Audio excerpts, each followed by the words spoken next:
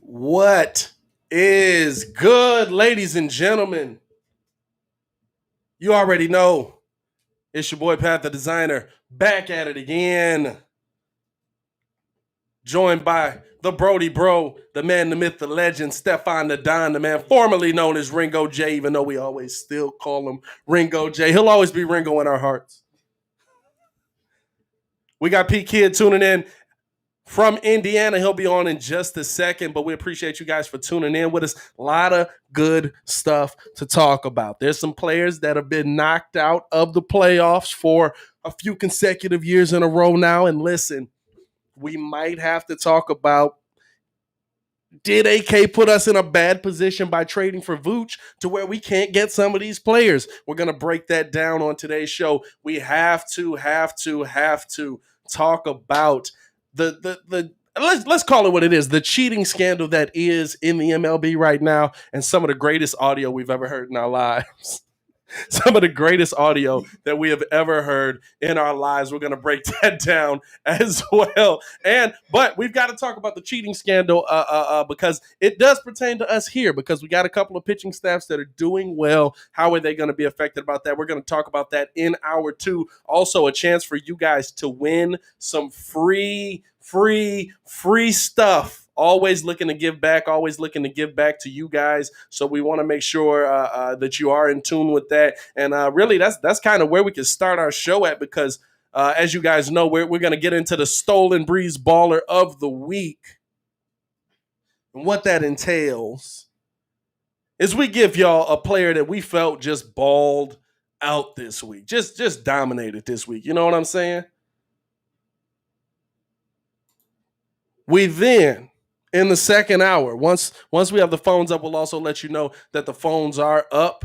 Baki in the chat talking about Fields already. We love it. Once we get the phones up, we're gonna talk about all of that, and we want you guys to call in and talk with us as well. But we want to give back to you, so we're gonna do the Breeze Baller of the Week. What that entails is the Stolen Breeze Baller of the Week. I'm sorry. What that entails is we'll give you a player that we felt balled out. We'll all agree on it at a certain point. And then in the second hour of the show, you'll have an opportunity to call in, let us know who that player was, and have an opportunity to win $20 off on some of the Stolen merch that they have on their website. Shout out, by the way, to the Stolen Spirits brand. They're the people that give us this awesome Stolen Rock and Rye aged American whiskey made with raw honey and orange peel. It's our favorite whiskey, the official brand of the Windy City Breeze. SPM, what's going on with you? We got Robert in the chat, Robert Schwartz in the chat. What's going on with you, man? We appreciate you guys for tuning in with us, man. Let's get into this, man. Let's get it started.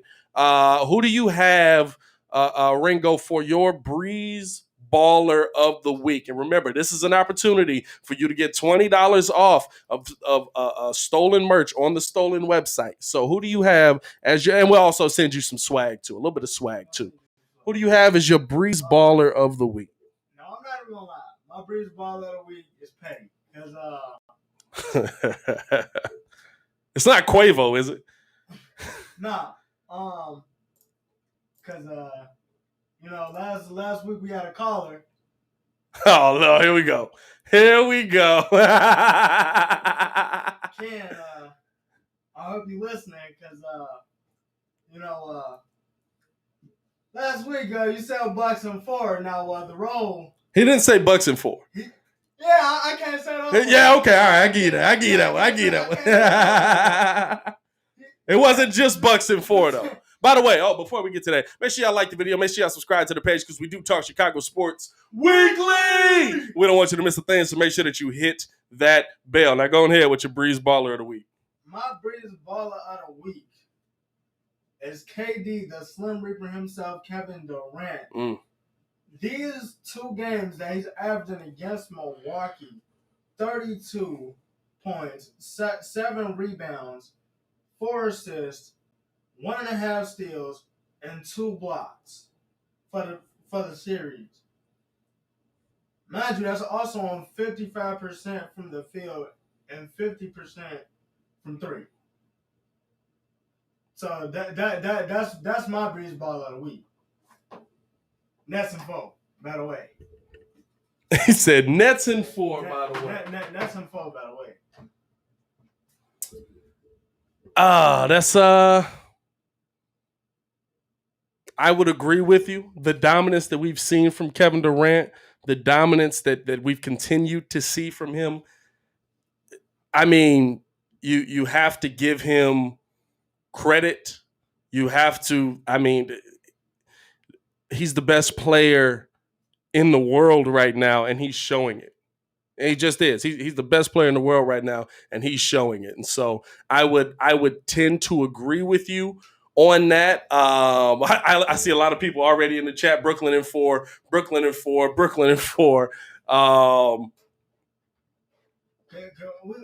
We're gonna get into the Bucks later, but I'm gonna say the rest of my take for that. As of right now, I think we're in agreement on KD. Once we get P Kid in here, we'll see what he thinks about it. But let's talk about what is happening in the playoffs. And also, let me get your mic right. Apparently the people can't hear you real well. Keep it busting. Hold on. Let me see here. Y'all know we a high budget show, but we be doing low budget stuff sometimes. You know what I'm saying? Talking to you, Mike? Yeah, I'm back. Oh, there you go. He's back and better than ever, ladies and gentlemen. Welcome back to the chat. Welcome back to the chat. No, let's talk about what we've seen in the playoffs, and I want to get into a player that is no longer in the playoffs because I think that it really pertains to what the Bulls have going on. Right? I really think it pertains to what the Bulls have going on. I want to ask you this question. Did AK put the Bulls in a bad position by trading for Vooch? And I'll let you know what I mean by a bad position. We see now it's been reported that possibly Dame Lillard might want out. And right now, as it stands, the Bulls are nowhere near in a position to go after a Damian Lillard. You're just not. The Bulls are nowhere near in a position to go after a player of that ilk because they have so much money on the books. One, they don't have the money to bring his contract in. We're talking about a player who is who is going from $39 million to $44 million. And ladies and gentlemen, entering the chat, the pettiest man himself, the man, the myth, the legend, Casanova P Kid. What's going on with you, my boy? I don't know how I like being called the pettiest man himself. I cannot. I can't hear him either. Hold on. That may be me. That's me. You sure? Is it really you or is it me? That is me. Hold on. We were doing so well. Like I'm telling you, like we do this for real. Like this is a quality, but and more than likely the chat can hear you, but we just can't hear you. Hold on. I love can this. The chat right? hear? This is on air, working out the bug system. Let's see. Don't worry about it. There he is, ladies and gentlemen. P Kid into the chat. What's going on with you, my boy? How you feeling? You okay? Am I okay? I don't know. I don't know. Am I okay? Can you hear me? Oh, we hear you. We hear you now. Yeah. Okay. The chat can hear you the whole time. It was my computer on my end. That was on me. That's on me, okay. baby. That's all right. It's okay. It's all right. But well, no, we're not getting Dame, by the way, if that's what we're talking about. No, and I think this is where the conversation came in, right? Because a lot of people, not to say that we're getting Dame, but to me, you're asking yourself, are you in a bad position because you gave away the draft capital, you gave away the assets that could have netted you Dame Lillard? You now no longer have that in your system because you made the trade for Vooch, which I think going to get Vooch is still a good trade, but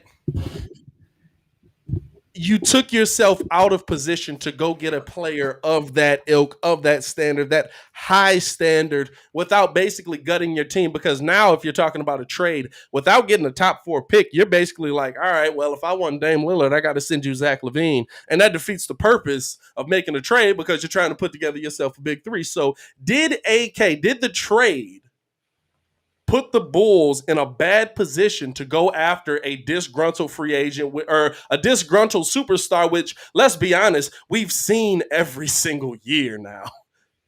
Yo, no, it didn't. And by the way, I wouldn't want Dame with Zach. I would want CJ McCollum. See, I'm completely on the opposite side of that. I'm completely on the opposite side. If you get Dame, you have to fight for who the alpha is. And guess what? If Dame comes to Chicago, it's Dame's time. There's no way you sit there and say Zach and him coexist as 1A, 1B. I can't say that because here's the thing. If you get Dame here, that's a problem you worry about when you get Dame here. You know what I'm saying? If you get Dame here and all of a sudden it's Dame, Zach, and Vooch and they can't coexist, okay. You don't need a Dame. You don't need a Dame. You need someone like CJ. I don't want CJ because CJ's always hurt. CJ's never not hurt. It's just I don't want to bring in a guy who's going to have more injury issues than we already have. And we've had a ton of injury issues with the guys we've already had in the building. Now, COVID taking on a little bit different of a scenario. But to me, when I'm looking at this, and chat, y'all let me know as well. And make sure y'all liking the video up, man. Make sure y'all like that video. We appreciate y'all for tuning in. When I'm looking at this, I'm thinking about a player who, I mean, Dame is a game-changing player in a Western Conference on a team where he literally gets no help when the playoffs start. I have to sit there and disagree on something. Dame is not always hurt. I mean, CJ is not always hurt. Out of the last, 6 seasons, this would be the first season in which, majority of the season he was hurt. But from 2015 to 2020, he's played 90% of the season. So he's been there. This season, but I'm pretty sure in the previous couple of playoffs, he played 80 games in 15, 80 games in 16, 81 in 17. You talking about in the playoffs? I mean, in the playoffs, he was there. That's what I'm saying. But we've seen that where he hasn't been there. When Dame is needed the most, CJ McCollum's been another player who's been the avatar. When the world needed him most, he wasn't there. He vanished. And not to say play-wise, he's not Chris Middleton on that front, but I'm talking about just health-wise. And you hate to see it, but to me, why get a player that is going to be in that Kyrie Irving? And here, hey, let's bring it back to the original conversation. Even talking about that, we're not in a position to get CJ either, y'all. We're not in a position to get CJ. We're not in a position to get those big name guys right now. And without doing a Brooklyn Nets move where, yes, the Bulls are going to have more money on the book. But when we're talking about, I mean, Dame Lillard's going from $39 million to $44 million next year. He's one of the highest paid players in sports in general, but in the NBA. And he well-deserved. I think it's absolutely well-deserved. I think Dame's on a team where he's literally like, I am going to put y'all on my back and carry y'all as far as I can. It just doesn't always end up being that far. And there go the lights. We are having a great day production-wise, y'all. We're killing it. But they can still hear us. That's all that matter. I mean, what do you think? What do you think, though? So I'm gonna ask both y'all this. Does get and I'm gonna go with your point first, P Kid. Do you think that getting CJ moves the needle forward? Like What I'm asking is, does this accelerate the process? Like, does Zach, Vooch, and CJ get you a chip? Yes. Depends on, to me, none of it to me is about, and we want to know you guys' opinion as well. Call into the show 855-908-5668, 855-908-5668. We'd love to hear from you guys as well. I'm gonna tell you why it does. Talent I'm gonna wise, tell you why it does. go ahead. I'm gonna tell you why it does. I do got a point. I just want to add. No, I get you. I'll tell you why it does. What is Trailblazers' problem right now? They get beat on the inside. They get beat on the inside a lot. Nurkic did not do much. Nurkic, hey, listen, if you want to talk about wasted money and people who don't show up, Nurk don't show up. Let's just say the Blazers team, and let's be real, how Terry Scott's coached that team a lot, which is why he's not there anymore. Exactly. But listen, they get beat on the inside a lot. That's how Denver picked them apart. If you really looked at it, there's no way in the world Denver should have beat that team. No way in the world. What was clicking for him was all the perimeter shooting. What didn't click for him is anything in the inside. And where did what's the name pick them apart? On the inside. They get picked apart on the inside every time. Every team that's above 500, big men dominated Portland.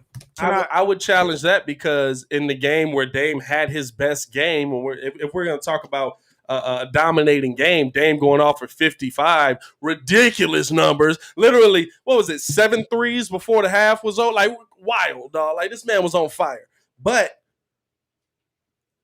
it wasn't Vooch it wasn't Jokic per se that was dominating him. It was the fact that Jokic was finding Michael Porter Jr. wide open on the wing. It was the fact that. But why?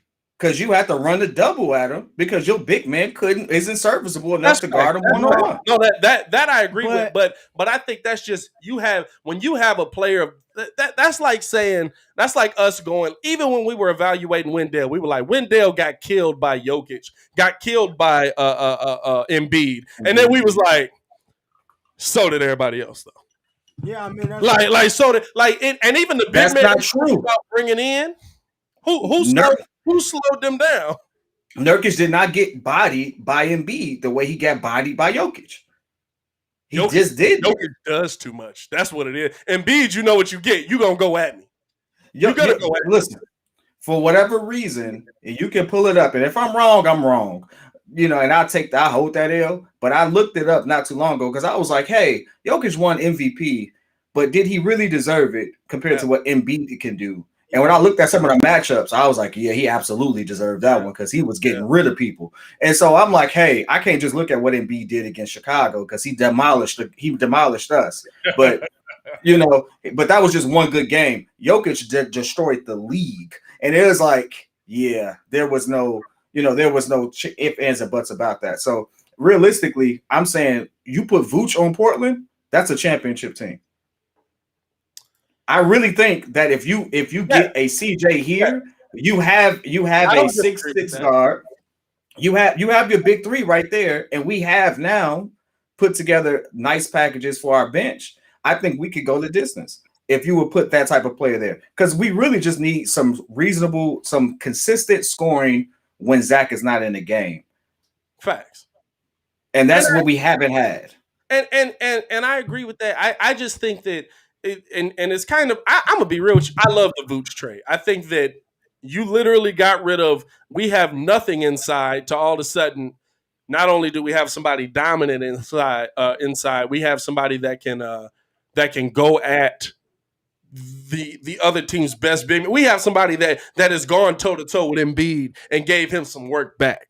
Might not have stopped them, but gave him some work back. We have somebody that's a threat that you have to pay attention to in there. And that's why I really love the trade, and it pushes the Bulls timeline up, which is why we're even having this conversation. But it does take you out of a lot of those bigger name guys with those bigger contracts attached to them that you might be able to go after in free agency or in the offseason via trade, and it got rid of a lot of your capital that you could have used via trade. So I'm just out of mindset. So who? Before I get into my point, who's your third guy to pair next to pair next to Zach and Vooch?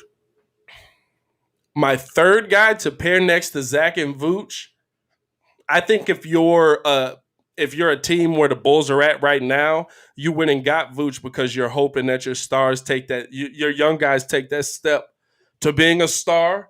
That Kawhi Leonard step that he took let's be real, the Kawhi Leonard in the championship season was just a defender. He was literally just go out there and guard Bron and do what you can do. You're hoping they take a step towards stardom in the right direction. But if you're going to make a move for a guy because you've got two guys, what do we talk about? Vooch is 30. Vooch is 31. 31, and Zach is 27. Your timeline is now.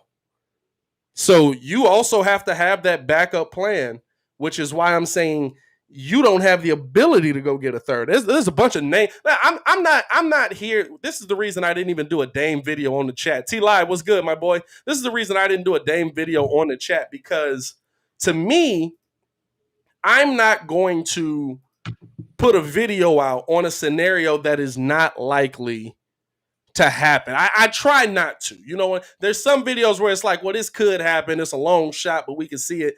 To me, Dame is a no-brainer that it's not happening. So that's the reason I didn't even do a Dame video. Yeah. I don't think Dame's coming to Chicago. But the thing that Dame being a free agent showed me was that what if Dame Lillard came out today and said, I want to play for the Bulls? I want to go to the Chicago Bulls because I've always wanted to play there. It's Michael Jordan's home. Let's do it. Let's get a deal done. Dame has a $44 million contract coming up next season. You have no way to make that happen. You have no capital to send back. You have no, and again, I want y'all to understand, I'm good with the Vooch trade. I like it. I like that the trade was made. But if a player like that says that, you're now not in a position to go after him. It honestly reminds me a little bit of when the big three wanted to come here, but we didn't have money. We didn't have room to clear Chris Bosh. Now, granted, Garpax was like, we're not getting rid of Luol Deng. Shut up. But can't get rid of Luol Deng. I love him. You tore his knees. I'll say this, though. Creative accounting at its best, it would get done if Dame wanted to come here. It wouldn't get done with the main pieces that we have. And so it would take a lot of restructuring for that to happen, for it it would be to the point where it wouldn't even be feasible. And so, I mean, I guess that's ultimately what you're saying. It's worth it. You know, it wouldn't even be worth it. We gut this team in so many different ways to make that work from but I will say this. I wasn't even looking, like when I thought about making a video, Dame wasn't even on my radar, to be honest with you. Yeah. Dame wasn't on my radar. I kept seeing all these other Chicago channels posted. Is Dame coming to Chicago? Could Dame? No. That's good clickbait. That's all it was. And I'm not here for just clickbait. I'm here for good content. I honestly thought about Andre Drummond. Okay. So the reason, and here's the reason. I'm gonna let you finish because this is why I'm gonna make my point. But go ahead. I thought he was about to Kanye you. I thought he was about to. I'm gonna let you finish, but I want you to know Andre Drummond was the worst name you could have put out there. I'm gonna say this: Andre Drummond, Montrezl Harrell. Like I always pronounce his last name wrong because I had a client name, like whatever. Anyway, I thought about people who can fill in spots, because the one thing I saw with Vooch is, you know, when Zach was out, Vooch was doing all the scoring. He had nobody else to help him on the boards. And so I was like, you know, the one thing that Andre Drummond does, even though he don't look good doing it sometimes, that man get boards. Right? He get boards. He's a walking double. And I'm like, hey, listen, he's really, to me, what we wanted Wendell Carter to be. Like, if Wendell Carter could just be what Drummond is, we would be okay with it. I bet. So I was just looking at rim protector and rebounding to help take some responsibility off Vooch in our starting lineup. And I thought Vooch and Drummond could coexist. I really just thought that it could happen because Vuce doesn't have the same type of game that AD does, and that's not to say he's bad. He's just different. And so I thought they would coexist that way. So I'm like, hey, that might be a good move. Just throwing that out there. What you thinking on the Drummond? I'm not here on Drummond. I'm be real with you. I'm not here on Drummond just because I think Drummond, just what we saw with AD. It was a lot of times where Drummond was getting boards, but Drummond looked like he was in the way. I was like, dog, move. Stop bringing your man to me. Drummond remind me of that big man in 2K that be trying to set a screen and it's like, don't bring your man to me. It be the rack. It only be the rack. Hey, but listen. Part-time, I say part-time minutes. Actually, I say like non-starter minutes still gave me a double-double.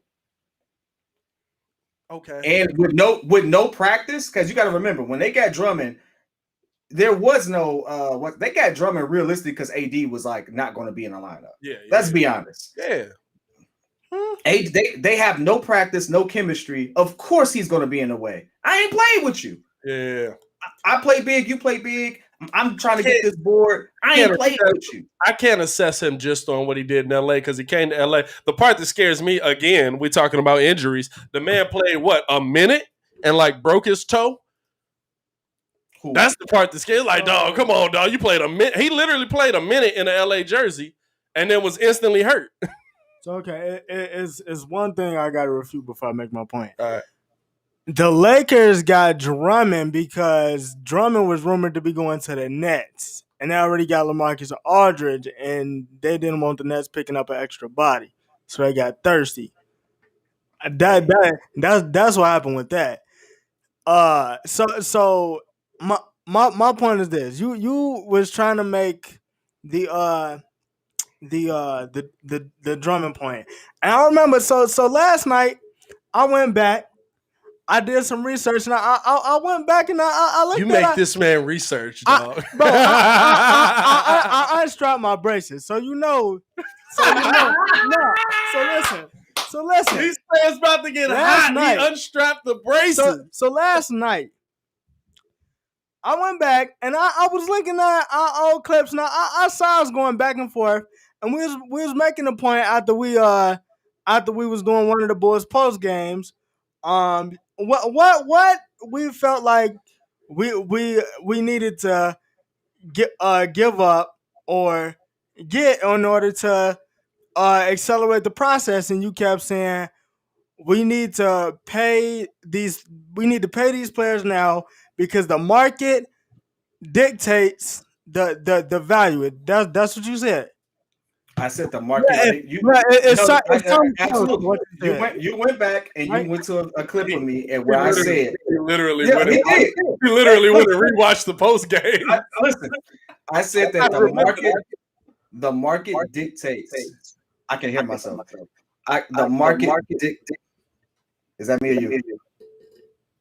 I don't know. Talk again. The market dictates that Andre Drummond gets what he was asking for. And if you look at it, it does. What he was asking for, he's absolutely in the range of getting, especially when you take his, listen, in 24 minutes, he averages what Rudy Gobert averages in a full game. And we know how we feel about Rudy Gobert. Yeah, I'm gonna be real with you. I'm gonna be real with you. Andre Drummond. We look at Andre Drummond how we should look at Rudy Gobert, but Drummond went the worst team. Yeah. Nah, but look though. I'm gonna tell you this. I was thinking about it a while back, and I'm not even gonna lie. P Kid, you was right, but this is going bad. But this is also where you're wrong. So okay, here we go. You said the market. You said the market is going to dictate basically what they get, right? Yep. So I went and I did another extra deep dive, right? Mm-hmm. How much do you think off top? How much do you think the Bucks are paying Chris Middleton? Year over year or overall? Overall. Aren't they paying him like 35 something a year or something like that after next year. Close to it. Yeah. So, for those 5 years that they signed him, he's getting $177 million in total for 20 a game, right? $177 million in total for 20 a game. That's Now, low. I'm no, you're right. I'm not refuting none of that. So then we flip over to Drew Holiday, because remember I said that you had to pay Drew Holiday. So the market is going to dictate that he gets over 100 million, right? You using for this analogy because I absolutely believe the Bucks are done. The Bucks are cooked. Whoa! You missed Bucks in 4. Whoa! You missed Bucks. Whoa! Or you missed my bad, not Bucks in 4. You missed Nets in 4. You missed Nets in 3. The series what are we talking about? I'm with you with that, but I'm making a point that the pit, even though the market dictates that they get that, you still have to go off of the eye test. So even if you would have got CJ or Drummond, this kind of doesn't push the Bulls over to the I'm going to the finals portion of that of those upper echelon teams. If y'all get what I'm saying, because then if you look at it, let's switch over to the Bucks real quick. So that means you have 177 tied up in the Chris Middleton. You're going to have over 100 plus tied in the Drew Holiday, and you got over 200 plus tied in the Giannis. So, and they're standing around against the Nets. The Nets KD is making PJ Tucker look like. Okay, here's my thing. If I could, I'm not disagreeing with you at all, because in a traditional sense, the pieces don't fit. So I don't think that any of those. The Bucks' issue is not Giannis. It's not Chris Middleton. It's not. I'm gonna tell you who it is. The coach. It's absolutely the coach. There's no way in the world you can sit there. I absolutely throw Chris Middleton in as a problem. Hey, you just don't like Chris Middleton, but Chris Middleton, 13 for 44 is what he's shooting right now in this series. Hey, that man is the dog. Hey, but last series he was not only balling, he was the reason they won. He was the reason they stumped the Miami Heat. Let's not get that twisted. He stumped. Hey, Jimmy Butler had nothing for that man. Let's just say that right there. That's a first round matchup that you need. I will give you that. It's a lot of games. I will give you that.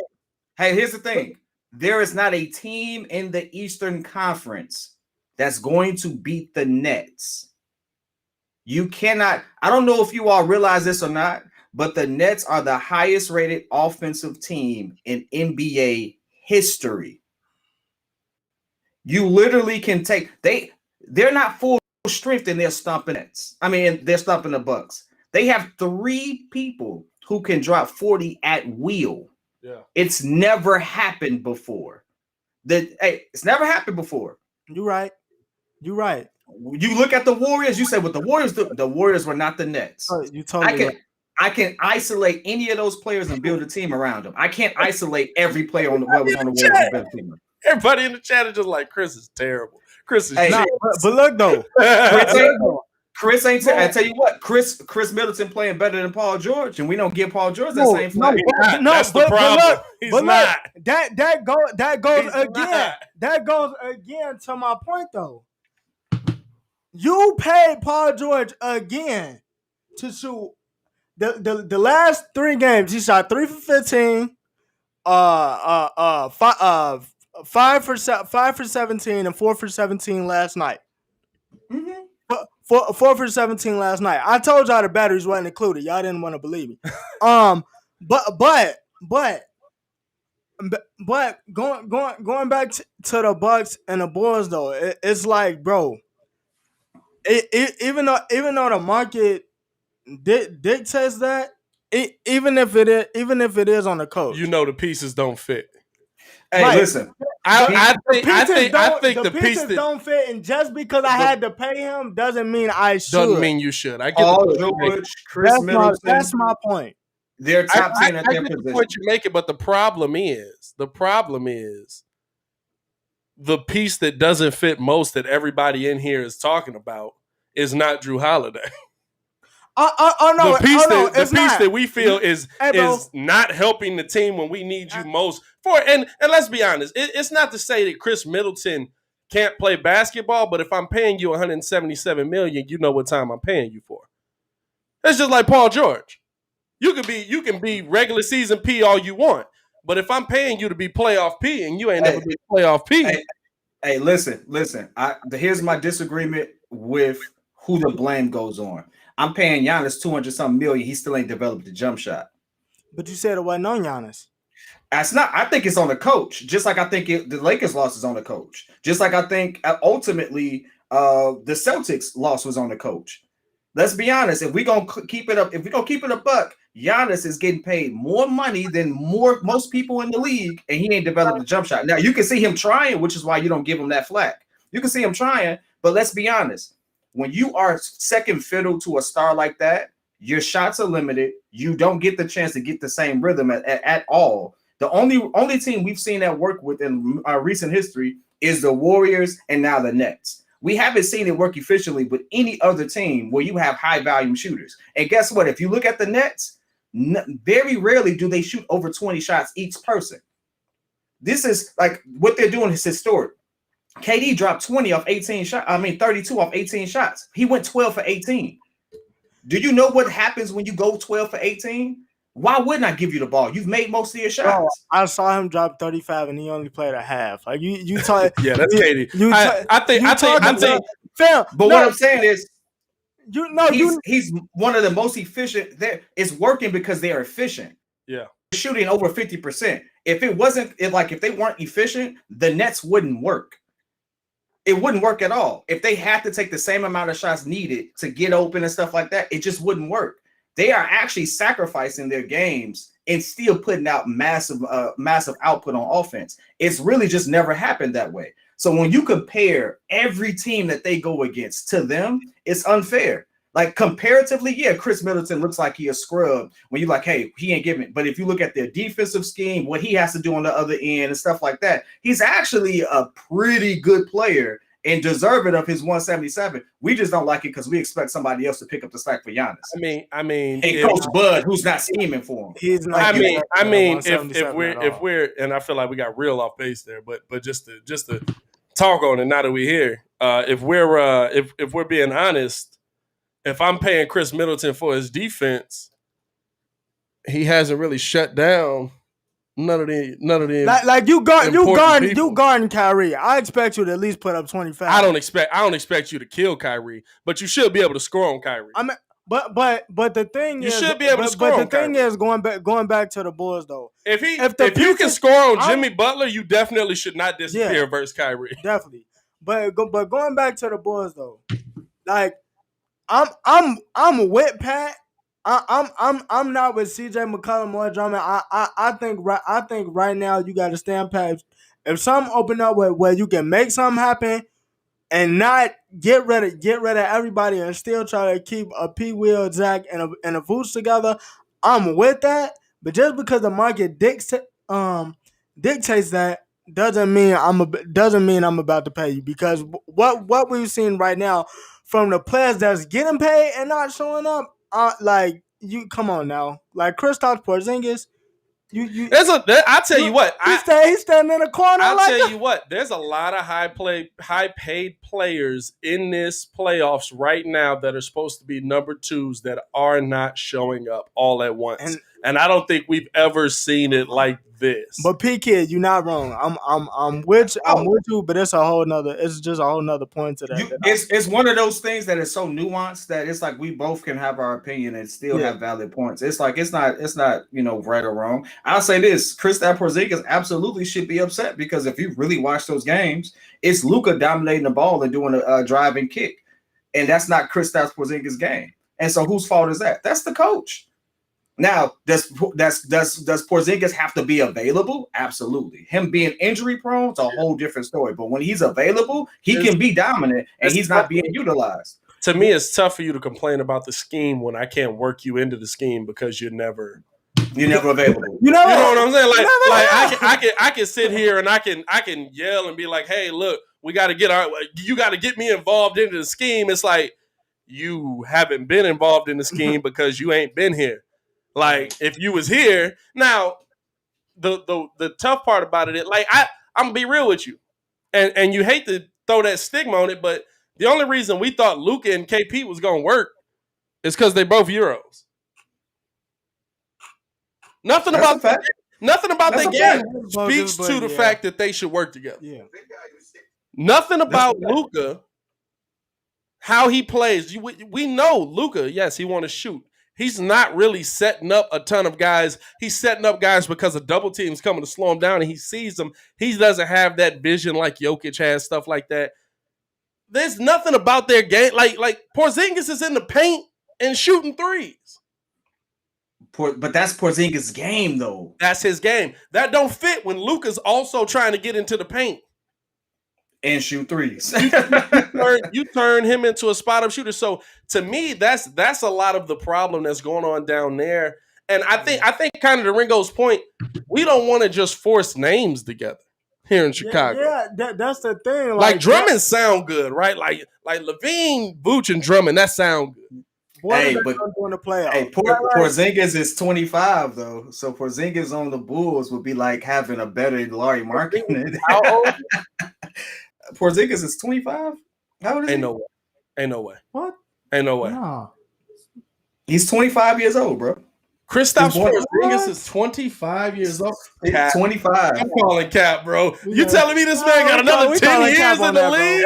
Hey, he was born in 95. Stop.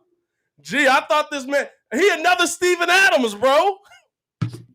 He just played better. I don't know. Steven Adams be there. Bro, that's wild.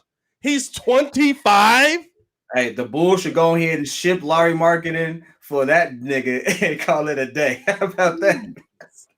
Are you kidding me? That's wild. That's wild. Let's look at some of the comments in the chat before we take a break here. And just so you guys know, the Breeze Baller of the Week.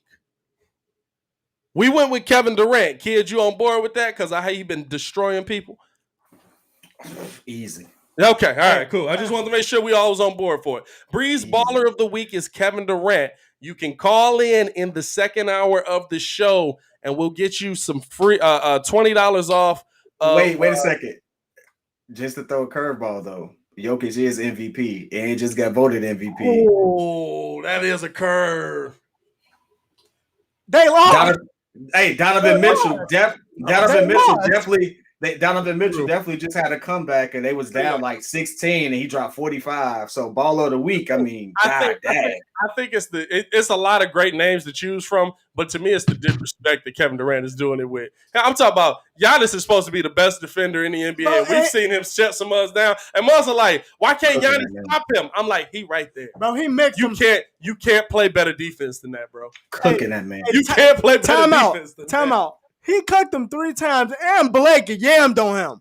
Blake grabbed the arm. He got him. He got him. But Blake full hand grabbed the arm. He yammed on him. Hey, listen. I just feel like he coming back.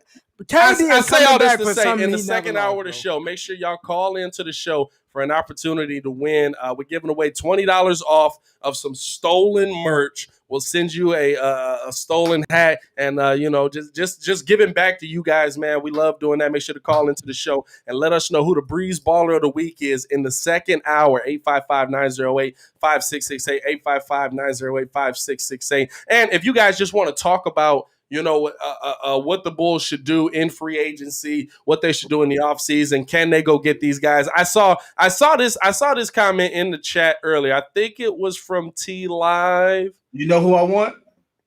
Go ahead. Russell Westbrook. You know what? Because the Bulls made the trade, my only reason I didn't want Russ is because I said Russ doesn't fit our timeline. We have a young team. But the Bulls made that trade. He now fits the timeline. Could you imagine Daniel Gafford just like, dog, come on? T Live says we should have money for at least 3 people, 3 max players. Yes, we should. The problem is you can do it one of 2 ways.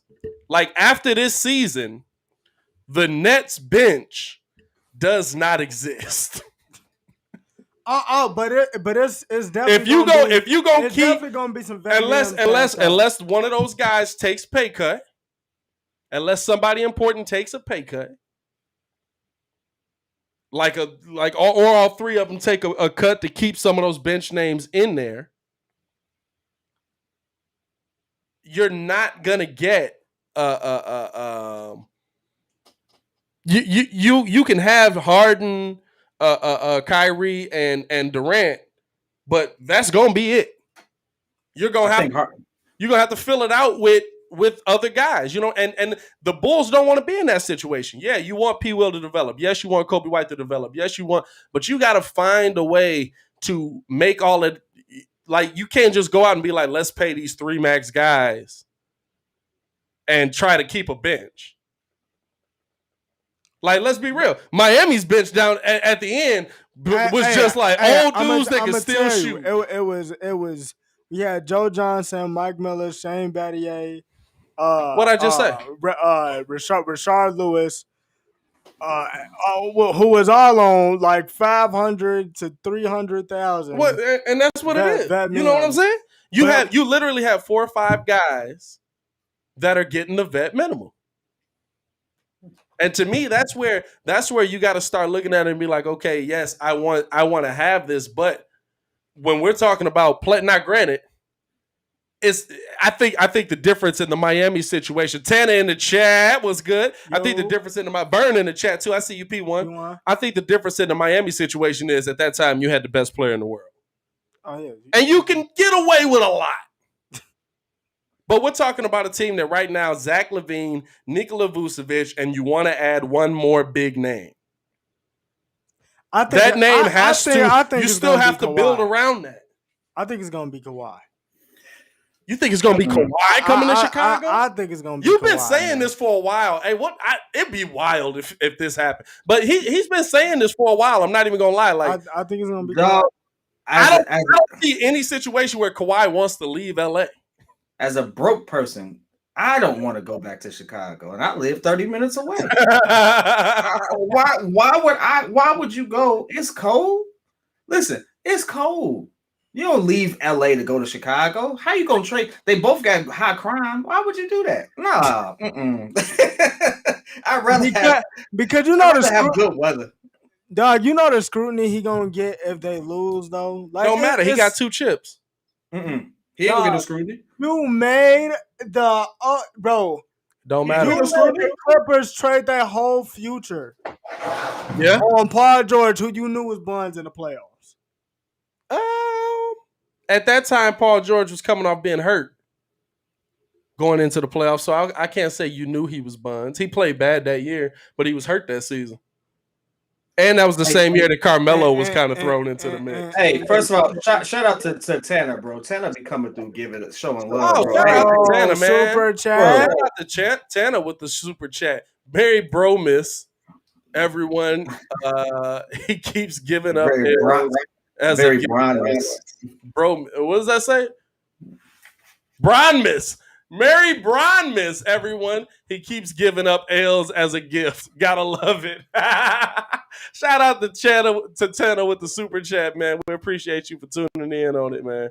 I mean, it's crazy to say, like, to me, if I'm thinking about what the Bulls could add, what player could the Bulls go out and add? Is there a big name that really you see the Bulls going to get?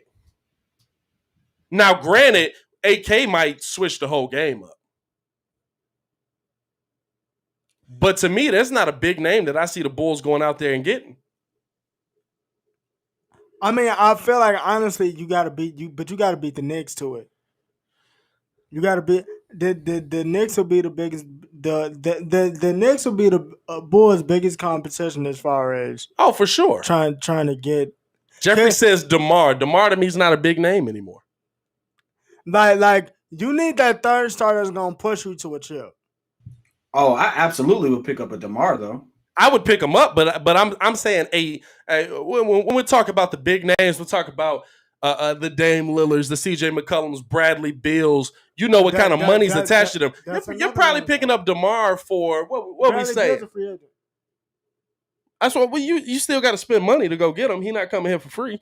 I would absolutely spend that bread. I would. Bro, you talking about two? Bradley Bill is one of the highest ISO players in the league, though. Dog, he's not talking about 2 certified buckets. Then after that, you add a. But it's not 2K. You can't just put two. You can't just be like, he a bucket. Together they a bucket. Bro, no, that's not how basketball works. Bro, if you put him together with and then you do get you a guard. Say they do get the dude from overseas, because I'm not even finna try to pronounce his name. Y'all not finna play with me. Say they do get the dude from overseas, or you do get Alonzo Ball on the cheap. Then you feel me? Alonzo, Zach, Vooch, Brad Beal. I want Russell Westbrook. Hey, look, you could convince me on that all day. Hey, listen, you could convince me on Russ. I mean, I feel like that because one, he comes in instantly knowing the system. 2, it's not Russ and PG that's not going to show up, or Russ, PG, and Steven Adams, or just Russ and Steven Adams. It's Russ, Zach, and Vooch. You know what I get? I get somebody who's going to pick up, who be able to play defense, be able to rebound, even though I don't want him to, be able to throw 1,000 assists, even though I kind of need him to score. And guess what? He's everything I want Kobe White to be, and he's already a household name. Give me Westbrook. And he didn't pick no girl. Hey yo, the Kobe White beef is wild. At this point, it's concerning. I don't. You know what though? Like I said, I don't disagree with you on the bringing Russell Westbrook to Chicago this offseason, because AK pushed your timeline up. AK went out and got a 31-year-old center. But what are we giving him? Four more years, legitimately. But is that? Four more years of being a dominant player, and then you got to start looking at it like, all right, somebody taking a pay cut. So it's Russ, Zach, and Vooch. Oh, that's easy money. You're competing. Is that Eastern Conference Finals? Let me tell you this. Easy money. Let me put it to you this way. Because guess what? Zach is better than the Wizards. You gotta convince me. The Wizards had how much of a chance to get into the playoffs? 0.4. No, I'm not saying that he doesn't. Don't whisper that. Don't whisper that. They had how much of a chance to get in the playoffs? No, I didn't whisper. I said 0.4. We don't know. No, wait. Listen, I want to make sure you say it with your chest. Okay, 0.4. Who got him there? Who got him in the playoffs? Russ, I'm not saying that he does not. Who got him to the playoffs? Russ got them to the playoffs. I just want to hear you say it on tape. Russ got him to the playoffs. Guess what? Who they blame for the loss? Ever slander Russ? They be blaming Russ for the loss. They be blaming Russ for everything. Guess what? I blame them too. So say it with your chest. You want Russell Westbrook because he's the best option you got for all the things we need. Guess what? The only thing he don't give me is a nice. So when he dropping the triple doubles during the season and them Mugs lose. He was by himself though. No. Listen. When Russ drops a triple double, they win more than 60% of the time. They win. Wait, time out. He was the one saying that, not you. Hey, listen. Guess what? Not we you. can talk about it. You don't realize that my name is Teddy Passing Over. I can make an argument for anything, right? Now I am making an argument for why we need Russell Westbrook. I could have said we don't need him before, but guess what? I've changed my tune. I am like Stephen. I'm Stephen A. Smith's like younger brother. I've changed my tune. Okay. Hey, so I'm calling them out, man. We got mad content to talk about. Definitely. Listen, on the other side, we're a little bit late, but we're gonna get to this break. On the other side, you taking me off screen. I was clicking the wrong button. On the other side, we have some of the greatest audio I've ever heard in my life. Garret Cole talking about that sticky stuff. We got to get into it, talking about how it pertains to our Chicago sports teams here and how it can affect them. But, dog, you got to hear this audio on the other side. We'll be back right after this. The Contender. Are the Bears quarterbacks strapped? No. They have Andy Dalton and Nick Foles. Two established veterans. I'm not saying they're good, but they're established veterans. They have 10 times more snaps than Justin Fields has had in the NFL. And you could say and you could claim Justin Fields is doing great, winning in training camp, out-competing everybody. I'd say at least sit him for 2 games. Then put him in. 2 games. That's it. And if they're winning, by the way, if they're winning with Andy Dalton, don't screw it up. I mentioned this before. That's a problem the Dolphins had last year. Put in Ryan Fitzpatrick. They're winning. Take him out, put in Tua. They're winning, playing 500. Take him out, put back in Fitzpatrick. Take him out, put back in Tua. And put in Fitzpatrick again. What kind of a mental toll does that take on both guys, but especially Tua, who's young? Very bad. Look at Mitch. I understand not a talented quarterback. I get it. But mentally, that does take a toll on you. What if that happened to you? At your job? Hey there, slugger. We're going to take you out and put in your backup. Go do mop-up duty. And a few weeks later, come back and say, actually, you were better the first time. I made a mistake. For those couple of weeks you're on the bench and you've been demoted, how do you think you're going to feel? Know it deep down inside, I'm better. Mentally, it takes a toll. It really does. And I really don't want that to happen to Justin Fields. He's just coming up. He hasn't even tasted the NFL yet. He has no clue what he's getting into, really, from that standpoint. Don't ruin the guy. Come on, please. Sports Talk Chicago. I'm Joey Baboots for The Contender, and this is the story of the Michael Jordan flu game. Taking you back to June 11th of 1997, for Chicago basketball fans, it was more or less an annual spring tradition to watch the Bulls take a run at the championship during the 1990s. The penultimate ring was secured during the finals against the Jazz. And on that June day, number 23 wasn't feeling so hot. He was up all last night, spent all day in bed, did not eat at all, did not go to the shoot-around earlier today, did not practice. Whether it was food poisoning, the flu, or as some believe, a hangover, there's no denying for basketball fans of a certain age, the image of Jordan collapsing into Scottie Pippen's arms is iconic and a reminder of a foregone NBA era. Michael Jordan from straight away. I'm Joey Baboots, and you're listening to The Contender.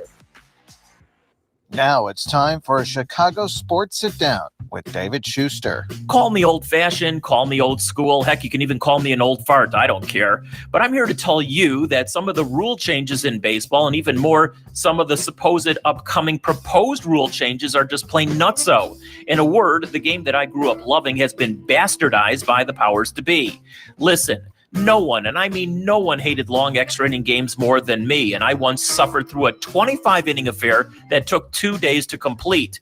But starting the 10th inning with a runner on second base, that's softball or just plain crap. And 7-inning games, that's literally minor league. Now, the 3-batter rule for relievers, I'm cool with that because it was both frustrating and nauseating seeing managers change pitchers left, right, left, like marching in the military. And now come some ideas like the pitchers and catchers communicating signals via electronic devices so base runners can't steal signs. And how about pitching rosters being reduced all the way down to 10 hurlers with the mound moving back a foot? I get what they're trying to do, which is put more offense into the game, but pitchers will drop like flies with those rule changes. And guess who's behind some of these latest ideas? Yep, Theo Epstein, who's spending his summer coming up with these wacky ideas.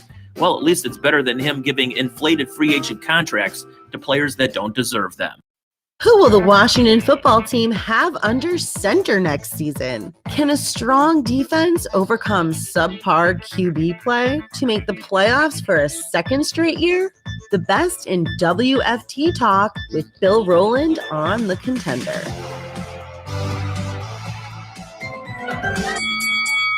The Contender.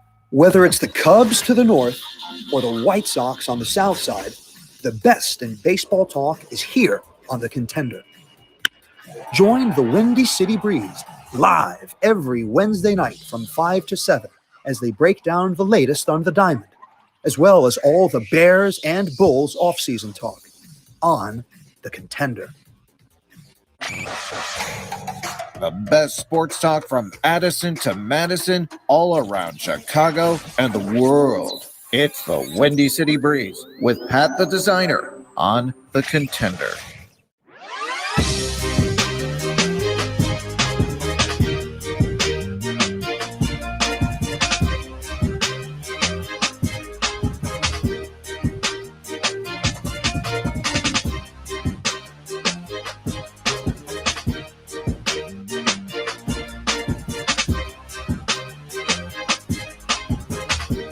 Welcome back.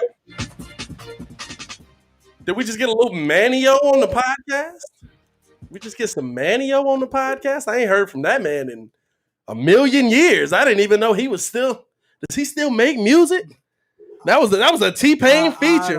Tell me, what do you see? What we giving James on that? Shout out to James Flippin, man, producing the show all the way out in Jersey, man. What we giving him on that track though? I don't know about that one. That's you know what? I'm gonna give him a little bit more because to me that's a subtle find. I'm gonna give him a solid 6 out of 10 on that one. Kid, what you thinking on that? Hey, listen, I'm only wearing this hat because of James. So, shout out to James. I have a Sox hat, but I was like, you know what? I gotta represent for the silent partner there. Hey, he's in the background right now. Shout out to him. If you guys want to call in, there's still room to call in to the show. 855-908-5668. 855-908. Call in on some BS though. I am going to let you have it. I'm in that mood today. I'm in for a Kevin Samuels viral clip day. That's what I'm in for. 855-908-5668. Call in and give us the Breeze Baller of the Week or just talk sports with us. We're here all day. Actually, we're here for about another 40 minutes. But listen, got to get into this before we get into our Breeze Baller of the Week. Actually, it looked like we got somebody on the phone. Let's go to the phone first. Let's go to the phones first. Here we go. Okay. Let's go to Henry out in the 708. Henry, what's going on? Henry, you there? I like how that photo actually really links up. 708. Can you hear me? Yeah, there you go. What's going on, man? Okay. First off, I like you guys' show. I saw your reaction to Justin Fields. That was a really good reaction. But my question is, like, do you think, like, what do you guys think about, like when should the Bears start Justin Fields? Justin Fields talk. Appreciate you for calling in, man. I mean, listen, to me, it sounds like he's had a day where he's the better quarterback, and so everybody is losing their mind over it. He's only 20. He's only 20. You know what I'm saying? Yeah, everybody's losing their mind over it. I would say let's let a little. It's June. What's the date today? June 9th? It's June 9th. June 9th. Nobody knows who the best quarterback is right now. It's June 9th. There's still some things he has to work on. If I'm going to start him, it has to be one of two things. One, Andy Dalton died because I think Andy Dalton is going to be. He threw 3 picks today. He did throw 3 picks today, or it ends up being that. That's my other thing. Either Andy Dalton looks so horrible you can't put him out there because the players are noticing like, okay, this dude is terrible, and if you start him because you just promised him the job, I'm not on board with that. Or it's that Justin Fields just looks so ready, we have no other option to hold him back. But it's June 9th. We don't know that. Justin Fields had a good day today. I heard he threw a great deep ball, hit somebody in the hands. But Henry, when do you think the Bears should start? I'm like, honestly, like probably like about like 4 games. So you got to look at probably how he does in preseason. If he does really good, maybe go ahead and start him, you know? I think preseason, and to me, at that point, yes, you've seen him in a game. You've seen him in action. I think that is a point where you can be like, listen, Andy Dalton just looks like he's not ready for this job, and Justin does. Then it's fine with me. Y'all kind of on board with that same kind of thing? No, I'm definitely with it. Hey, I would say this. I go back to I'm a cross sports for you real quick. AI at one point was fighting for a spot, and he had a famous press conference where he's like, if he beats me out for the spot, then he beats me, but you give me an opportunity to compete for the spot. Mm-hmm. I feel like that in any sport. If it's no matter what, if Justin's ready and he beats out Andy Dalton on all these other things, then you got to throw him out there. The worst that can happen is, all right, we lose some games, and guess what? We can attribute that him being his first season and stuff like that. That's cool, but at the same time, we're not killing his confidence, and that's the biggest thing in Chicago right now. Because I've always been on the train of we killed Mitch Trubisky's confidence in so many ways, right? I've always been on that train. I'm not saying that he would have been a Justin Fields or something like that, but I feel like, you know, when Nagy went away from him, you killed his confidence, and then you got the results that we got, right? We got to get him up out of here. So you don't want to do that with Justin Fields. So for realistically, the only reason why I would have Dalton start is really because of the comment that just popped up here is Andy Dalton was promised that starting spot, and you want to make sure you're an organization of your word and give him an opportunity to compete for it. If he competes for it and it's like neck and neck, you let the veteran start. But if not, then you absolutely got to run with your young bull and go for it and see what happens and coach him up. I really feel like that. I got something to say real quick. I think really quick. You know, the first game the Bears were playing is Sunday night, and I think possibly they should start Andy Dalton because he promised, like you guys said, he promised to start, and probably just make him start game one because it's Sunday night. You know, don't want to put the kid under pressure. He gonna sit. So this is another call of if he dies, he dies. You gonna send that man out there against Aaron Donald, Henry, just to die. That's your game plan for week one. Right. Hey, Henry, he said right. Hey, Henry, we appreciate you for tuning into the show, man. We appreciate you for calling in. Thank you for having me. Have a great night. You too, man. Stay safe out there. Appreciate you. Hey, that's great. Hey, that's great. He basically, bro. I gotta tell you, I'm not here for if he dies talk. Like we're not sitting this man. Like I don't want to see Justin die either. Like if somebody got to die, Andy got to die. But hey, wait, I can't ignore somebody using your full government. What the heck? The heck is going on? Hey, yo, government in the chat. What's going on? What is going on, dog? What's going on with that? Jesus. I gotta say this just because I know exactly who that is. What's good, Mob? You have to throw the full government out there, though, dog. Just because the Bears promised Andy the starting job, don't mean he actually need to get it. Like parents promise their kids they going to Chuck E. Cheese, don't mean we going that day. Like, dang, dog, you just lying to the kids out here too. Like he done took it the extra mile. But here's the thing, though. Here's the thing you all got to understand. When you are an organization that is known for not being being upstanding, that kills a lot more than anything else. That could stop any vets from coming in. You know, let's be honest. There's going to be a lot of vets down the line that would eventually come through Chicago or could come through Chicago. And this could be that, man. See how y'all did Andy Dalton? Y'all didn't even give him a chance. Like, you don't want that type of talk. And to me, it's to give him a chance. Andy absolutely has a chance. If you're sitting Justin Fields and he's clearly better because you promised Andy Dalton this job, that's just y'all are stupid. You was stupid to promise Andy Dalton this job. But you know who else got promised that job? Matt Flynn. Russ beat him. Matt Flynn also got promised a job, and Russell Wilson beat him. There's absolutely that scenario that could come into play as well. So I don't know, dog. I don't know. That's if he beats him, he beats him, and as long as that's communicated the right way, then that's cool. I don't. As much as people love to talk about, you know, all of this, it all comes down to how Matt Nagy now manages this team. We got the position right. We got a solid backup. Andy Dalton is a solid backup. I don't care what nobody say. He's a solid backup. He's a serviceable QB. So at this point, as long as Matt Nagy does what he's supposed to do, I don't care. Go ahead and rock with it. If Andy Dalton gets beat, he get beat. But the one thing I don't want to hear is that Ryan Pace didn't do his job. Because the whole reason we having this conversation is because Ryan Pace made it happen. So at this point, Matt Nagy influence a lot in there, but I'll give it to you. Hey, Ken, let me see if Tanner, they didn't sign him yet. I'm not sure what's going on with him. I would love to talk about Moses. Now I can't think of his name. Tackle. Left tackle. How old is this dude? His name is Moses. Hey. I think he's only 30, bro. I think he's only 30. Moses Morgan. Moses Morgan, that's it. Moses Morgan. Yeah, he got a mad old name. Morgan Moses. Yeah. Jesus Christ. Retired already. He sound retired, bro. Hey, when can a P3 challenge a P1?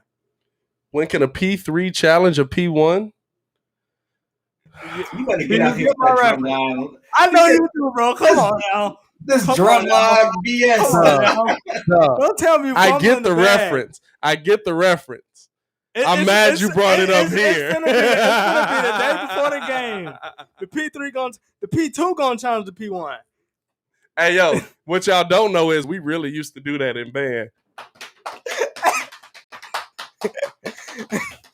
Boy, you better have a pair that was right. Don't play with it. Don't play with it. You better have a pair that was right. All right, so I want to get into this. Because I really hey, really, I'm gonna be honest with you. It's really just because the audio is so great. I mean, duh. So, as a lot of, if you guys haven't been paying attention, baseball is in another cheating scandal. Big shock, right? It's baseball. Mrs. Puff, I think I cheated. Hey, listen, the NBA got the same problem. They just don't want to address it. Hey, listen, ain't no way they got this problem.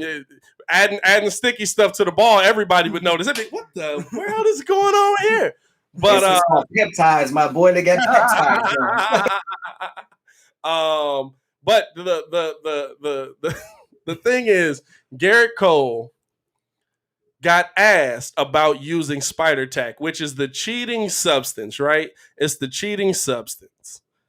And his reaction to it is great. So here, kid not finna know what to do with this. Here's some audio about just cheating. Just cheating here. Let's see. Oh, hold up. Did it not play? Are you not gonna play? That's how you gonna do me?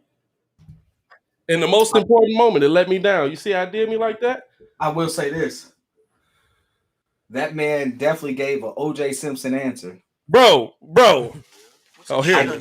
If I did do it, this is what I... Pardon. Bad yourself. Anyway.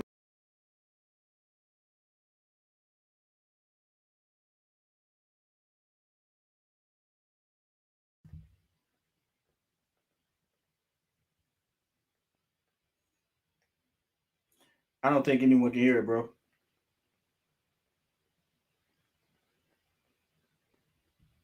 You could hear it. Could y'all not hear it? Mm-mm. Well, now your audio just switched on me. What's going on? What's going on today? Everything was going so well. It was all good just a week ago. It was all good. It was all a dream. I used to read Word Up magazine. Hold up. Let's see. But now that we get that, hey, listen, we'll get that going in just a second. But it's been a talk around town, to be honest with you. And if you've been paying attention, you ain't been living under a rock, this had to be the most politically correct way to answer a cheating scandal I've ever heard in my life, because it ain't just him.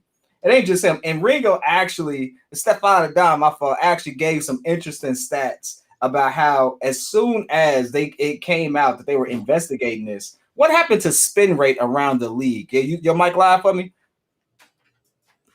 His when it came out, his spin rate dipped tremendously. How tremendously? Like we talking about just a couple. Maybe he had a bad game. Maybe his arm hurt. Or we talking about like something? Nah, we not talking about a couple, my guy. We talking about a few. And the thing is, Josh Donaldson, who is a former MVP, by the way, and he would know, just like blatantly called him out on it. And I just like the fact that he was sweating, to be honest. Woo.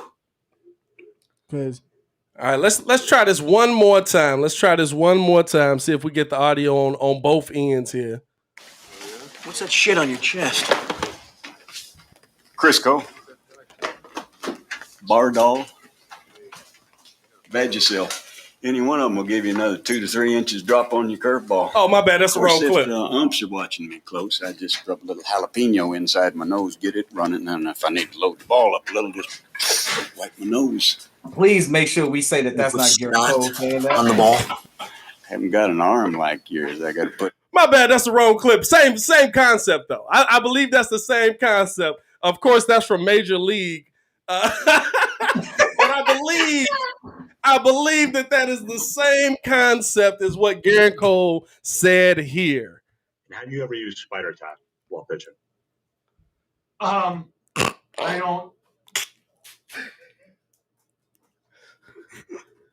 don't know. I don't know if I don't quite know how to answer that, to be honest. I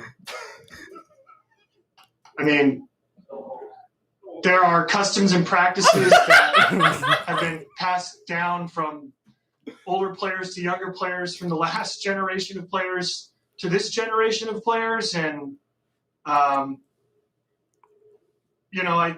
think there are some things that are certainly out of bounds in that regard, and I've stood pretty firm in terms of that, in terms of the communication between our peers and whatnot.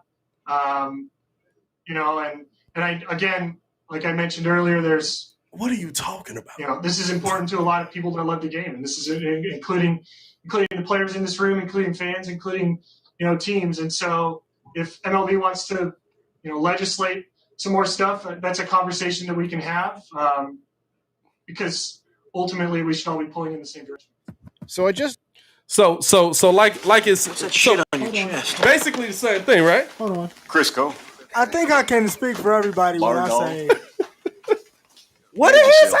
Any one of them will give you another 2 to 3 inches drop. I'm gonna hit you with something real quick. Dog. I believe they basically said the same thing.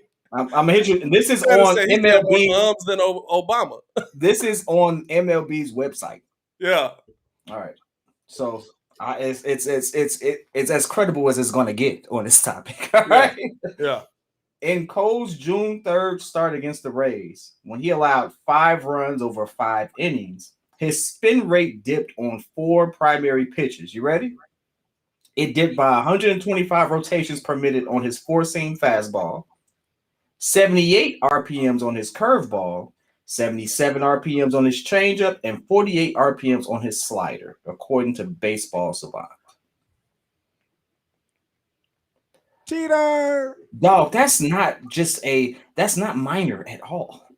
And I think what we have to take into and here's kind of why we even brought the conversation up, right? Because in this situation, there's clearly a lot of people around baseball that are having this come up. Jeff Passan, before you can see, Jeff Passan said it was 90% of the pitchers in the league are probably using it right now. And to me, if you're talking about 90%, you would think that would include, now the Cubs might be a little bit of a long shot, just maybe they bullpen, but if they starters are using it, it's definitely not helping.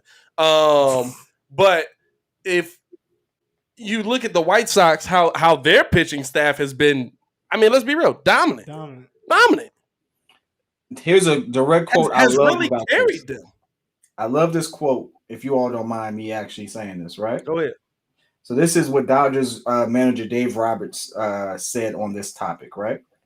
He said, I think cheating is more of when rules are imposed or in place and you break them. I think we're getting to that point.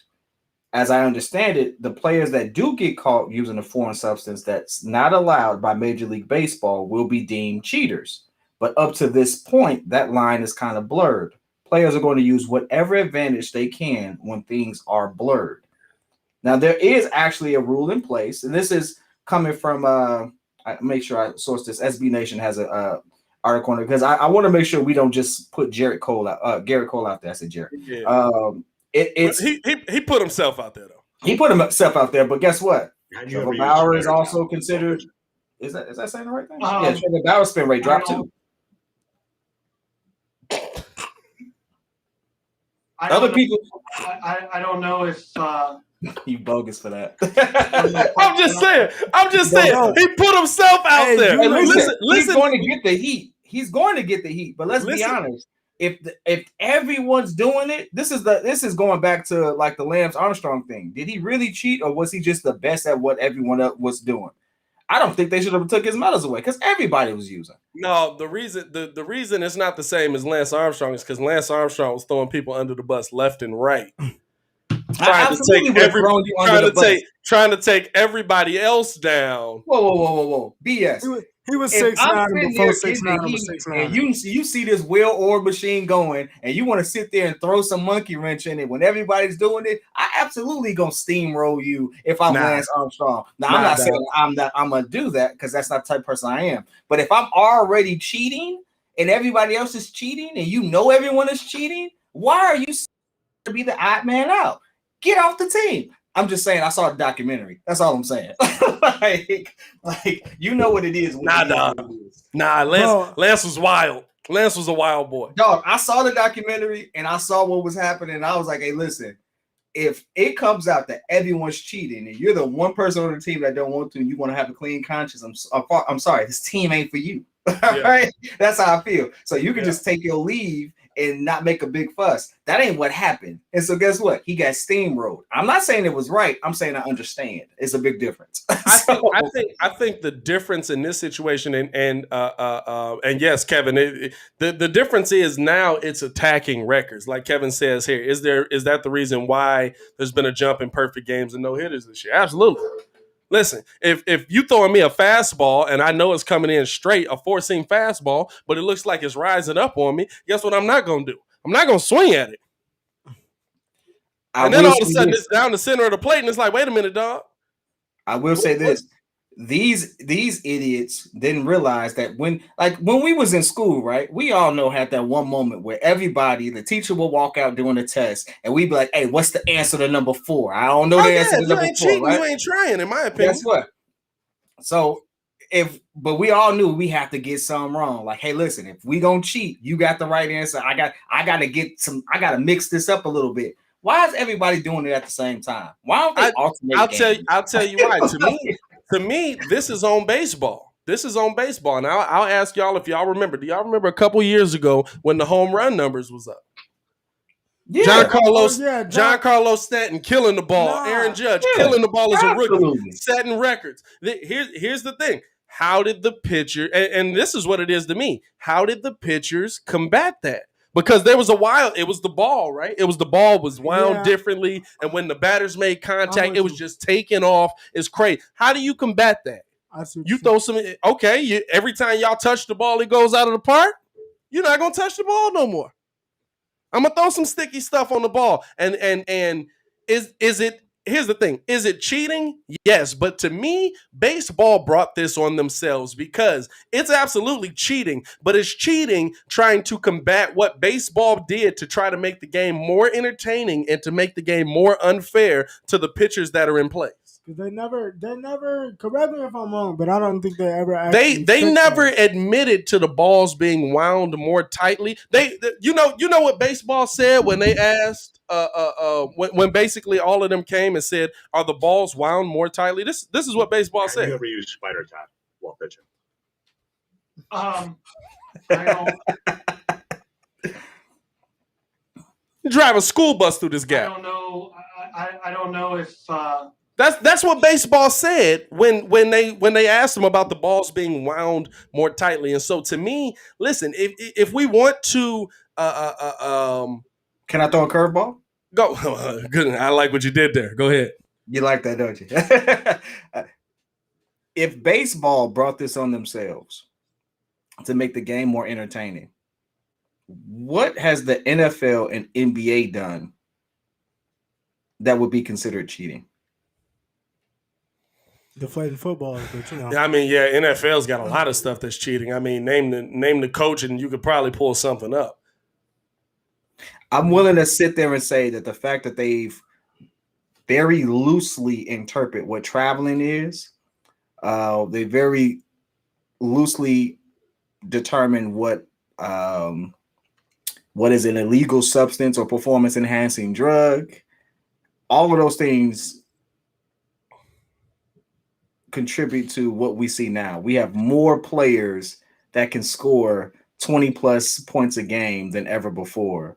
We have more players now playing well into their latter years where Father Time absolutely should catch up with you. But to me, the difference with that is the NBA, like you said, the NBA has changed the rules. Let's be honest. The rules are literally set up for defense to somewhat go away. The way that the game is officiated, the way that the game is called, the way that the travel is called, it's set up for more scoring. And I'm going to be honest with you. Do I like no defense? I hate that there's no defense. I do like more scoring though. Because when you get me in a game where Donovan Mitchell and Steph Curry are going at it, or Damian Lillard and Steph Curry are going at it, and you meet me at half court, I meet you at half court, and we're going to drop this thing off? Hey, Tanner was so old school. He said shoes don't even match the team uniform anymore. We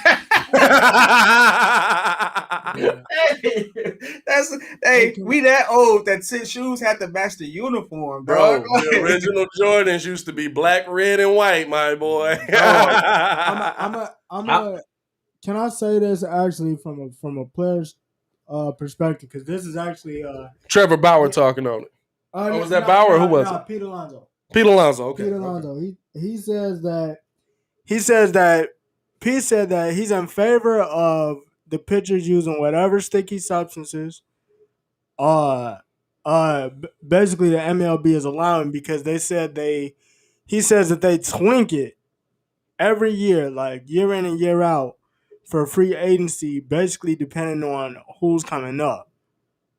And he just said that's a fact. He didn't like elaborate on it or anything like that, but he's basically just saying like that. I'm not lying. Like it's definitely cheating going on, dude. But why is Garret Cole get the? Is it just an interview? No, because he's the ace now. Too. Because I think ace. Well, I think it's this. When you look at it, it's that Garret Cole is somebody that's been the most obvious. Like you see a guy, he's got his glove on and he hits a little bit on the hat or something, throw a little something on the ball. You can do a lot of quick things to get it. What my man say from Major League? Little badger seal. And if I got to, I eat a little jalapeno before the game, throw some snot on the ball. There's slick ways to do it. Garret Cole is blatant with it. Garret Cole was pitching against the Chicago White Sox. Man had his glove. You could clearly see a black blotch of something on his glove, and literally all you saw him do was go. I was just like, dog, like, you're not even. But to me, that tells you where the game is at. I'm going to tell you another thing, though, just because I brought it up, and I actually tried these gloves on. Anybody ever tried on those, like a couple years ago, the gloves that Nike had for the NFL players? Oh, yeah, it's absolutely help catching. Dog. That thing had it's almost like Velcro on some of them. I'm like, how the heck? Tom Waddle from ESPN 1000, flagship station, he said he was a wide receiver for the Bears, and he said that absolutely has made it easier for them to catch. He said, I put a pair of those gloves on, and it was impossible for me to drop the ball. It was impossible for me to drop the ball. He's like, back in the day, all we did was like just put some stickum on your hands, and you would try to like. He said the problem was you would like try to catch the ball, but then you'd be like, yeah, and like touch something, and it'd be stuck to your hand, and you got to peel that off, and then you got to go put more on. He's like, it wasn't worth it. Like it was, but it wasn't. And he literally said that the fact that the NFL is able to have those gloves, that's why the catch records, that's why Odell's, not to say Odell's not an amazing athlete, but that's why he's able to do that kind of stuff. That's why he's able to do that kind of stuff. I'm gonna tell you a funny story, right? This is absolute true story. So I was getting into golf. This is before I actually went out for a full season. I was going to a driving range, and I didn't have a glove. Yeah. But I had a pair of those gloves that I had just because we had did some like the flag football. You know, you want to go out there, look like you know what you're doing. I don't know what I'm doing. I don't play football like that. I play basketball, right? I had that left glove on. And I had to hold the glove by the shaft, to actually remove my hand from it. And I was like, dog, what is up with this glove? And I could see that it was actually taken off the wrap, or whatever it's called. The grip. It was taking your grip off. From the. I was like, what the heck is that? Like, to the point where my white glove was like blue by the time I was done with the driving that day. And I was crazy. Like, that's the only reason I know, because outside of that, I didn't care. I just thought they wore gloves, right? Yeah, but that's the only reason I know. And I was like, yo, that is crazy. That's crazy. I really was. I still have the glove. I'll show it to you when you come by next time, man. Like realistically, and it's still sticky. The glove is still like when you can do like that. And I'm like, the heck is this? Nike glove, bro. Let's go back out to the phones real quick. We got Marcus out in the 202. Marcus, what's going on, man? What's going on, guys? How's it going? How you feeling? I'm good, man. I'm good. So let me just say that I watched all your broadcasts during basketball season, stuff like that. Appreciate you. I'm not trying to get into it with Teddy Casanova because he looked like he argued with his wife over cereal. He do. But my thing is, hey, I argue with my kids over Captain Crunch. Be careful. Hold on. All right. My thing is, I think you should go after DeMar DeRozan. Okay, I'm not mad at that. You talk about the Bulls. Okay, we should go after DeMar DeRozan. Why you say that?